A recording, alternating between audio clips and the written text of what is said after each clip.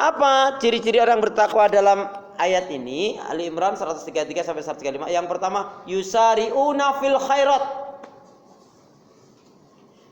Bu, makna yusari'una fil khairat itu bukan sekali, tapi selalu berusaha menyegerakan diri atau selalu menyegerakan diri dalam kebaikan, ibadah dan amal solih. Amin, gitu dong.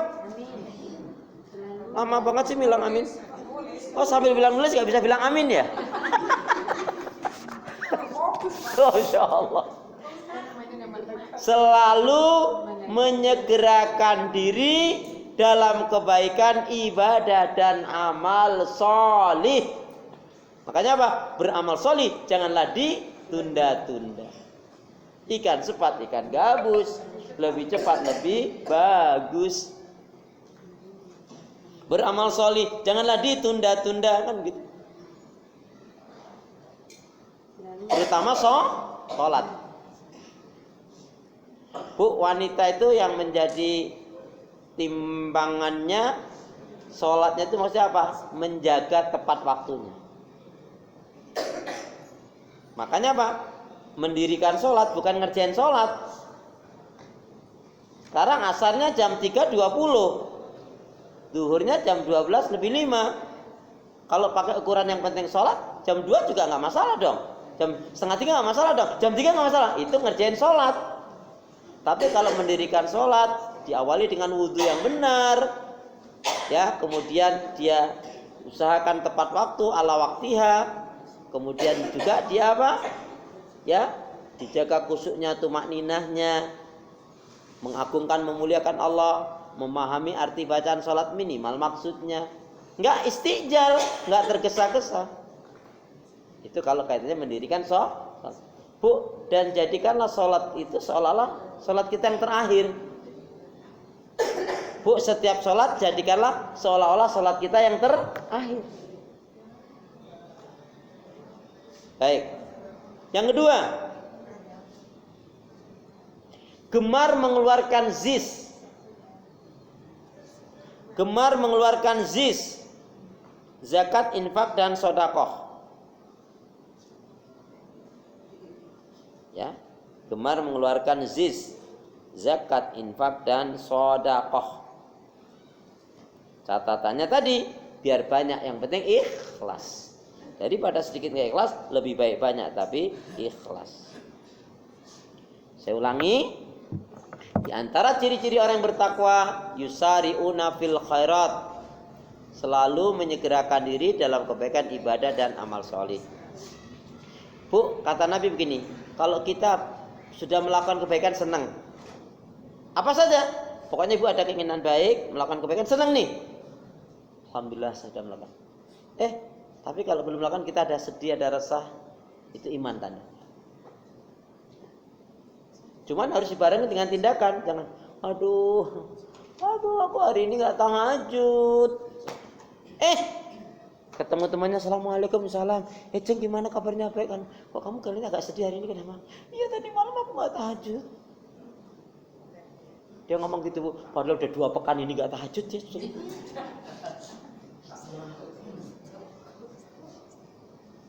Kesannya hari itu aja sedih. Tapi nggak ada yang kayak gitu sih, alhamdulillah.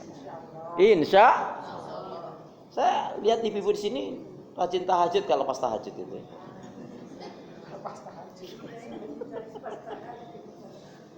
Jadi gemar mengeluarkan zis, zakat, infak dan sedekah. Ibu masih ingat? Harta itu ada 3. Harta itu terbagi 3. Milik Allah, milik kita, milik syaitan. Harta itu terbagi 3. Milik Allah, milik kita, milik syaitan. Nah, bagaimana? Yang dikatakan milik Allah, harta itu berarti digunakan untuk ibadah, amal soleh, infak, sedekah. Itu berarti harta milik Allah. Karena itu menjadi ya, bekal kita untuk menghadap Allah. Artinya harta milik Allah berarti memang kita gunakan untuk kebaikan, ibadah dan amal soleh. Harta milik kita, ya untuk senang-senang aja, wira-wiri, ajang sana sini, karena kita pakai aja. Ya, sifatnya duniawi, tidak maksiat. Boleh. Ya. Tapi yang ketiga, naudzubillah, harta milik syaitan berarti digunakan untuk maksiat dan dosa. Bu, ada orang dia itu kalau nggak maksiat dan dosa itu malah sedih. Ada orang kalau dia tidak maksiat dan dosa malah sedih. Siapa contohnya? Siapa contohnya? Ada orang kalau dia nggak berbuat maksiat dan dosa dia malah sedih. Ya kan setan kan minal jinnati wan nas, dari golongan jin dan manusia. Ada manusia, ada orang kalau dia nggak berbuat maksiat dan dosa malah sedih. Mau tahu? Yaitu pelacur. Pelacur, penzina. Gimana Jeng? Aduh, nggak ada yang megang aku, nggak ada yang mau sama aku tadi malam. Dia hanya berpikir duitnya, bukan perbuatannya itu dosa. Yang satu bangga, ada om bodoh, ada 5 deketin aku, laris. Bangga dia. Ini kan sudah ditutup hatinya oleh Allah. Nggak bisa membedakan mana yang baik, mana yang buruk, mana yang halal, mana yang haram. Istilahnya salah langkah. Gimana kelanjutan salah langkah? Salah langkah. Banyak orang salah langkah, berbuat salah, berbuat dosa, tapi tak merasa bersalah. Itu salah langkah. Masya Allah. Ya. Bu, pengertian taubat itu memang harus diawali dari satu dirinya sendiri.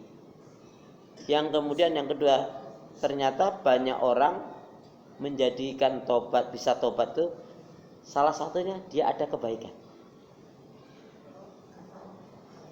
Contohnya kisahnya yang sayangnya kisahnya itu menurut saya distorsi ya, diputus. Kan ada kisah, itu kan kisah Israiliyat. Seorang pelacur, dia membantu menolong anjing, ngasih minum anjing, kemudian surga kan gitu kan. Enggak semudah itu. Setelah dia membantu nolongin anjing, ada satu keterangan, siapa yang dia berbuat kebaikan kepada siapapun makhluknya Allah, itu anjing makhluk Allah kan, ya. Kemudian dia bisa memetik hikmahnya, ya, itu bagian jalan kebaikannya dan itu menjadi pintu hidayahnya. Si pelacur penzina ini setelah nolong si Allah tuh baik banget. Saya ini berbuat salah dosa saja, kalau saya menolong ini anjing saya diberi pahala, apalagi saya betul-betul mau menghentikan perbuatan maksiat dosa saya dengan taubatan nasuha. Itu yang nggak dijelaskan. Jadi si pelacur tadi itu akhirnya mengambil hikmah tadi itu. Kasih sayang rahmat Allah itu besar sekali.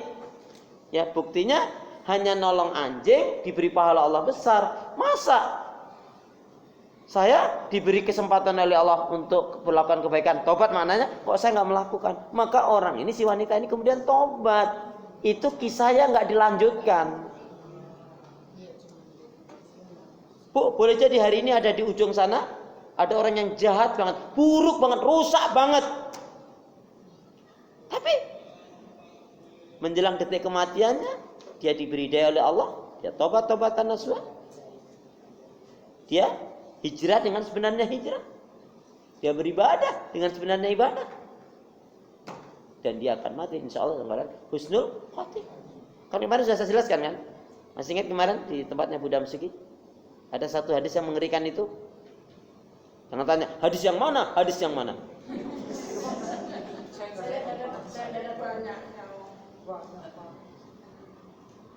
Ya Allah, Masya Allah, Astagfirullahaladzim, Innalillahi.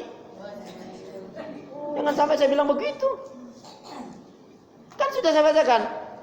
Tulul. Berapa banyak orang melakukan kebaikan-kebaikan, lama dia berbuat banyak kebaikan. Sejengkal sasta sebelum kematiannya dia melakukan, padahal kebaikan itu amalan-amalan ahli surga yang dilakukan, tapi sejengkal sasta sebelum kematiannya dia melakukan amalan ahli neraka. Matilah dia dalam keadaan ahli neraka. Su'ul khotimah. Yang kedua kebalikannya. Ada orang melakukan keburukan kejahatan, saking buruk jahatnya Bu Ana, orang ini pasti neraka deh. Tapi sejengkal sasta sebelum kematiannya Allah berikan hidayah kepadanya. Dan dia bertobat, taubatan nasuha. Dia berhijrah dengan sebenarnya hijrah. Dia beribadah dengan sebenarnya ibadah. Dan dia menjelang detik-detik kematian atas sejengkal sasta sebelum kematiannya, dia melakukan amalan ahli surga dan dia husnul khotimah. Disinilah jangan sampai kita tertipu dengan amal kita. Bu, hati-hati loh Bu. Ujub itu ngerusak. Kemarin sudah saya sampaikan kan? Masih ingat kan? Bedanya sombong dengan ujub? Bedanya sombong dengan ujub gimana? Ujub hanya mengetahui hanya Allah dan dirinya sendiri. Contoh yang paling gampang ujub itu gini deh. Ibu lagi tahajud, gak ada yang lihat kan? Allah mau melihat, ya enggak? Ibu tahajud di rumah ibu kan gak ada yang tahu kan? Dalam tahajud ibu mengatakan, alhamdulillah. Padahal dia bilangnya alhamdulillah Bu. Alhamdulillah kalau saya ini mah tahajud terus, gak kayak orang-orang itu. Tapi kalau ibu mengatakan alhamdulillah saya bisa tahajud tiap malam, sampai di situ saja. Nggak usah ngerendahin yang lainnya. Nggak pakai nyono-nyono sana. Itu. Ibu lagi puasa. Ibu puasa jalan. Terus ada teman ibu, rajin senam, rajin olahraga, makannya enak-enak. Tapi dia nggak puasa. Terus rajin senam, rajin olahraga, makan enak. Gak kuat puasa, mending aku. Gak ada nilai. Ujub. Loh, ujub itu gak ketahuan. Kalau sombong bisa langsung nyata. Ada unsur ngeremehkan, menghina, menjatuhkan. Ada unsur riaknya, ada pamernya. Ya, ada banyak hal. Kalau ujub. Jadi bahaya mana? Boleh jadi loh Bu, kita ini juga pernah ujub mungkin. Entah merasa pintar, merasa lebih, dan naudzubillah min dzalik. Yang orang lain nggak tahu. Tapi kan kalau sombong unsurnya ilmumu harus saya mana sih? Kamu sekalian di mana sih? Amal segitu. Karena lihat amal temannya sedikit, dia merasa banyak. Kan ada unsur menjatuhkan, ada unsur riaknya, ada unsur pamernya, ada kebohongannya juga. Jadi itu ujub hanya Allah yang tahu ya dengan dia dan Allah aja. Kan orang contohnya dia merasa pintar ya Bu ya. Kalau muridnya kan ya belajarnya nggak ngerti misalkan. Tapi di balik itu dia si guru ini bisa ustadz merasa pintar, aku tuh hebat. Ujub itu. Jadi bahaya mana? Ujub dengan sombong. Bahaya mana? Bahaya ujub dan sombong. Ya emang dua-duanya bahaya kok.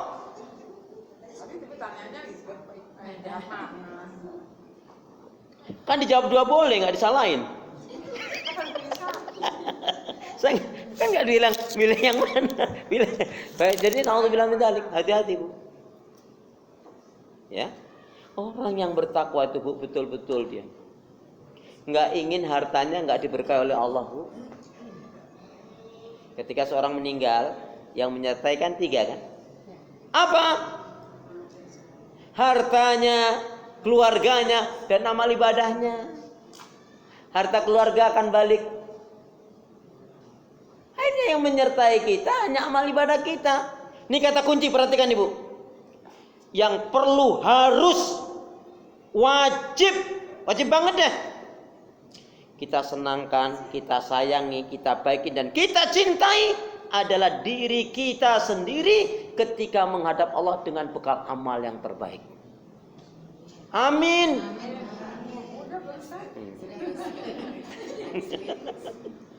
Iya.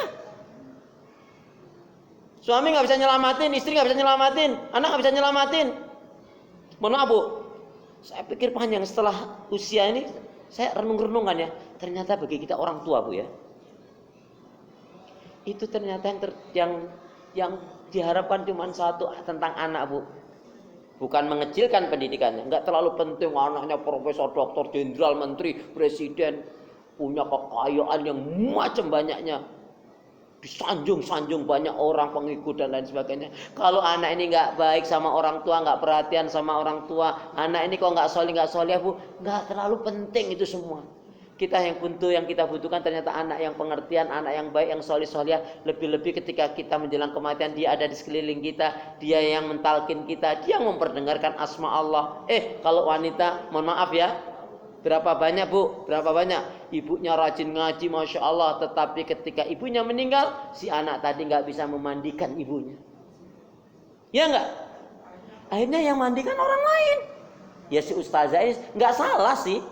Tapi kan mana nilai fadailnya? Bakti terakhir seorang anak itu bu adalah ketika dia memandikan. Orang tuanya meninggal. Terus misalkan anaknya nih gak bisa memandikan, dia nunggu yang bisa memandikan. Sedangkan yang memandikan ini, yang biasa memandikan lagi ke tamsid coba.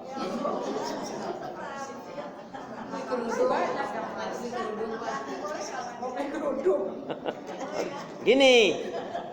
Anak laki tidak boleh memandikan ibunya. Anak perempuan tidak boleh memandikan ayahnya. Tapi kalau suami istri malah boleh. Satu.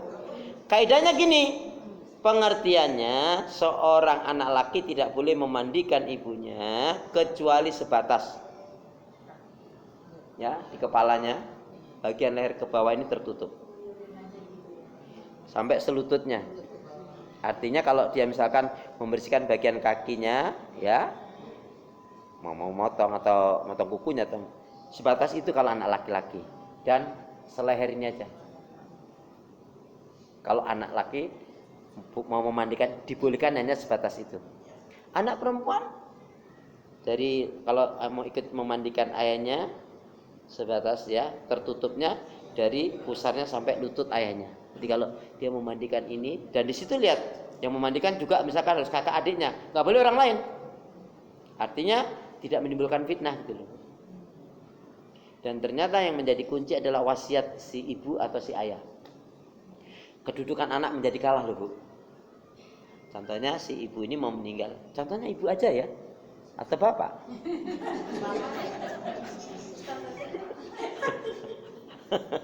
Contohnya si laki-laki, si bapak ya berarti. Dia sebelum menikah dia berwasiat, nak istriku, dia bilang ke saudaranya, aku nanti kalau meninggal pingin aku dimandikan sama ustadz itu.